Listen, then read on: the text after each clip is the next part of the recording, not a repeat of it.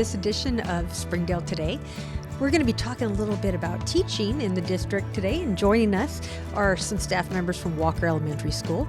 We have Principal Lynn Ryan joining us and first-year teacher Haley Beaver. Yes. Thank you both for being here. Thank you for having us. Thank you so much. We're going to be chatting today a little bit about how the district's changed over the years, as well as what it's like for you as a new teacher in your first quarter of school now that you've got that under your belt. Yes. Right, so let's start. Let's just get to know you guys a little bit. Lynn, tell me a little bit about yourself. All right. Well, I'm a Springdale native. I went to kindergarten through fifth grade, or kindergarten through sixth grade, actually, because back in my day, sixth grade was at the elementary. I was a student at Westwood Elementary, and then from there went to Central Junior High and graduated from Springdale High School. Following high school graduation, in my senior year, I did a program called Cooperative Office Education at the time, and my job was working at Westwood Elementary in the office. And I was planning to go into business, as that my family had been in business, and thought that's what path I would take. But after working in the elementary school that year, I decided that I needed to go to school to become an educator. So I was the first educator in my family, and went on to Southwest Baptist University, where I received my degree, and knew that I needed to come back home to teach here in my native district, and went back to my former elementary school and taught there. And then married my high school sweetheart. He joined me in college, and he was from Springdale as well, so we both came back home. And then I taught for several years before going back to school, of having my first student come to me with a language other than English. Wasn't something that I had been instructed in how to support through college, so I went back to school at Arkansas Tech University and received my master's in teaching English as a second language, or TESOL. So after doing that, I then went into becoming an instructional facilitator and supporting teachers in working with ELs and looking at how we could best support English language learners with strategies and scaffolds. And then following that, I moved to the ESL department, became a curriculum specialist for ESL for elementary mainly, worked some with middle schools, worked with our family literacy programs, coordinated those, and that led me to pursue going back to school so that I could become an instructional leader and a principal, and went to University of Arkansas, and received my credentials to become a principal, and opened Sonora Middle as an assistant principal, and was there for 4 years before moving over to Walker. And this is my 10th year, I believe, at Walker, and or 9th or 10th, and as a principal. And through that, when I moved over to Walker, I finished my specialist degree in educational leadership and in superintendency. So I didn't realize before this that you are quite literally part of the Springdale family. I mean, honestly, that's our hashtag, but you are completely living that out. So yeah. I can't wait for this conversation. I'm sure you're going to have some really fun things to share with us. Now, Haley, tell us a little bit about yourself and what brought you here to be with us today. Of course. Well, my resume is a little bit smaller than Miss Ryan's, but I am from Rogers, Arkansas, so I grew up in Rogers. I had a little bit of a different elementary experience. I went to what's now called Arkansas Arts Academy, and so I had a lot more arts integrated learning through elementary, and then I switched over to public schools in the 7th grade and went to Elmwood, and then graduated from Rogers High School. And then from there I went down to Fayetteville and went to the University of Arkansas, where I graduated with my bachelor's in elementary education, and then went back for an additional year to go ahead and get my master's in the art of teaching, and then a specialized certification in gifted and talented instruction. And so, yes, and now I'm teaching at Walker, my first year teaching kindergarten, first year teaching ever, and it's been really great. That's awesome. I'm glad you came back to Northwest Arkansas. Yes. Thank you for staying here. Of course. Now, do you have a history of education in your family at all, or are you kind of like the first year teacher and the first teacher for your family? I have a long line. I come from a lot of aunts and cousins, grandmas that are all teachers, and so it's always kind of been, I wanted to be a teacher from the start. I lined up my dolls and I would always teach them. I wanted to be just like my aunts, great aunts, and so I kind of always knew I was going to be a teacher, just watching them. And then what I really wanted to do and my passion was education. That's really, really super cool. And then, so what made you both want to go into teaching? Why education? I think as a young child, it was probably because I like to run the show.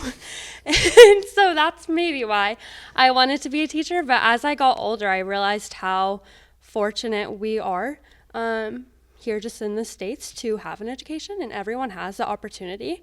And I just realized the power behind education. And, I really am an advocate that I want everyone in the entire world to be able to receive an education. And so I just wanted to make sure that I was a part of that community that really supported education and got families involved. And then that's also one reason why I chose Springdale in Northwest Arkansas, is because I always thought I needed to go really far away from home to find a community where education is maybe not prioritized in the homes or with the families and just the community. And so then I was looking at different demographics of Northwest Arkansas and what I really wanted to serve, and realized that, wow, Springdale is exactly what I'm looking for and the type of students that I'm wanting to serve and encourage and just support, that they know that they deserve an education too. They can get it even if, they're maybe moving from home to home or from school to school, that they're going to have that education that stays with them for the rest of their life. And maybe they don't come from a family where there's higher education, but they can go to college if they want to. They can go into trades if they want to. So I think as I grew up, my desire for being a teacher kind of grew and matured with me, and just that true power that comes with knowledge. What about you, Lynn? Before even, I grew up having a younger sister, so I felt like I did a lot of time helping to nurture and care for her. And then I became a babysitter to a lot of kids through church and through my mom's. My mom might play tennis or go running with friends that had kids, and I would babysit their kids. And it just led to me spending a lot of time in high school babysitting and being around children, and then spending the year in high school working at an elementary, getting to see the impact that teachers can make and the work that they did with students, and seeing students get to grow and achieve and accomplish new things, and that excitement, that spark that you get to see when someone learns something new, and excitement that they have on their faces. I thought, hey, this is a great way to give back to the community, and so decided I wanted to go into education. Wow. I mean, that's amazing, and we're very grateful to have you both. Now, we've gotten to know you a little bit. Let's learn a little bit about Walker. What can you tell us about the school, Lynn? Well, I think Walker is a great place to work and learn every single day. And we start every morning with our announcement saying, work hard and play hard and make great choices. And when we get to great choices, our students love to shout that out across the building. And so Walker is a school that it does just that. Our students do work hard. They build great relationships with each other, and they get to play hard as well. I feel like that it's a community of educators and students who also look at ways to serve the community and to be involved in the community. And so I think that if you were to be in our presence, you would feel like you were one of us. Think that we're a very welcoming school. We love inviting the community in and others in to join us in our work. And what grades does it serve? We have pre-K through 5th grade. All right. And then Haley, what's it been like your first quarter as a part of the Walker family? Exactly as she's described. Very welcoming, the Walker family. I was nervous going into a school as a first-year teacher. I'm fresh out of college. Sometimes that can be a little bit nerve-wracking, the new girl in town. But everyone just embraced me, brought me in. People on my grade level team has been amazing and just helping me get into the flow, the groove of teaching, and also teachers that are across the building that I don't get to see very often throughout the day. If I see them in the lounge or in the mornings, it's always, hey, how are you? And they're keeping up with things that I'm doing. If I'm posting about something I did over the weekend, then they're asking me how that was and checking in on me, making sure that I'm doing okay as a first-year teacher. And so it's just very a welcoming community. And like she said, we get parents involved, and all the parents are reaching out to me. We recently had a field trip, kindergarten did, to the pumpkin patch, and I had about half of my parents show up and come, and they were all willing to just jump in and help me out and support all the kids in kindergarten, not just their own. And it's just all together. It's a wonderful community to be a part of. Thank you for sharing that with me. Now, you are not that far from when you graduated high school. What is your experience like in your classroom compared to what you recall experiencing as an elementary student? It's a lot of fun because I'll bring back things that I remember that I did and get to tweak them to match my students. But it's also interesting to see things that I did growing up in school that are maybe just a little bit different. Like whenever I was in school, back in the day, it was all textbooks and writing, hands-on paper learning, pencils, pens, and now we have our technology that we're slowly bringing in with kindergarten or getting on our Chromebooks, but it's a lot more hands-on play and involved in getting those actual experiences with the learning. Whereas I remember I sat at my desk and I read and took notes, and not that I would expect my kindergartners to do that, but even if I did, that's just not a part of the learning these days. And so it's different how I went to school and then what I'm teaching now. So there's a lot of alignment, but it's also so different. Well, and then Lynn, as someone who grew up in the district, you must have witnessed just insurmountable change. I definitely did. And in fact, when I was in kindergarten, one of the things on our report card was whether or not we could skip and hop. And that's no longer on the report card, is it? No, it's not. And then I remembered kindergarten was half day for me as well, which was also, if we tried to fit all that we do into half days, that would be a great challenge, wouldn't it, Ms. Beaver? Yes. And then in later years, my desks were all in a row, and the work we did was completely independent. Mm-hmm. And the teacher had a desk in the back of the room that she would typically be at. If we needed assistance, we would go up to her to receive that help.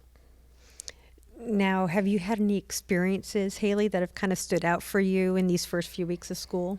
Any anecdotes you might be able to share with us? Stood out to me.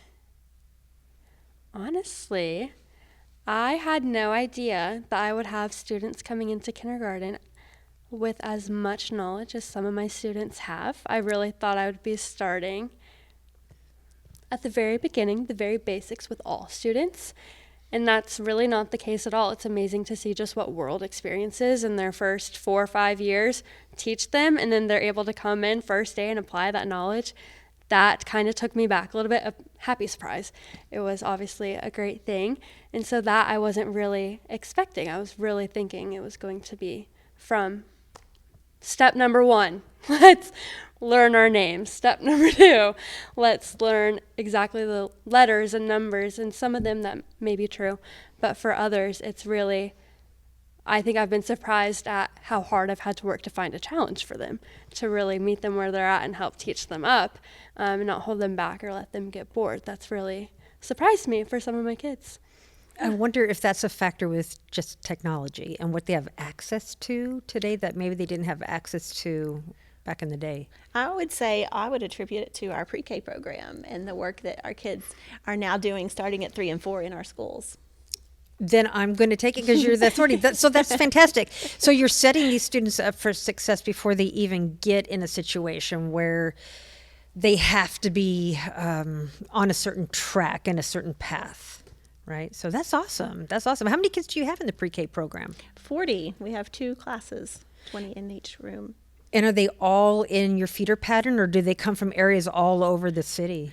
They could be, but the majority of them are Zone 4 Walker and will stay with us.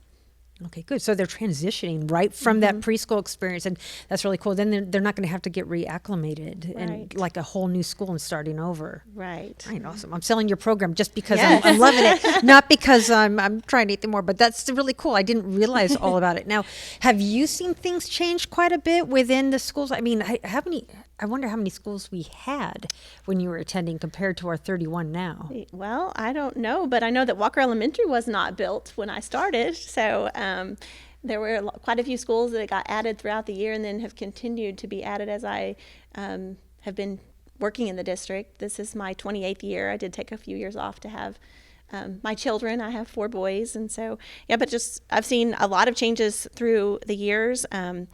technology. I remember hearing that in the year 2000 we were going to be testing on computers and devices, and that being a big change. And now it's the norm, right? I mean, Ms. Beaver's students have already used their technology to do a screener for Atlas. So we are definitely evolving and changing, and our kids' needs are changing too, and we're changing right along with them and working to prepare them to be the very best themselves that they can, and ensuring that we meet their needs. Like Ms. Beaver said, if they come into us knowing standards, we're going to work above those standards to help increase their learning. And if they need extra supports to access that standard, then we're going to provide that as well. What is Atlas?